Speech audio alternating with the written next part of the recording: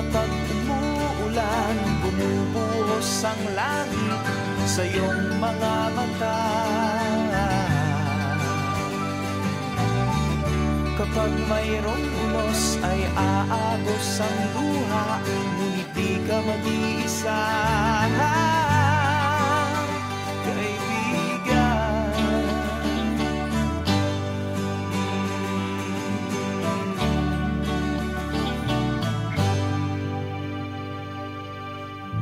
Kay rami ng mga tanong sa iyong isipan, nais mo lamang ay malaman bakit nagkaganon ang nangyari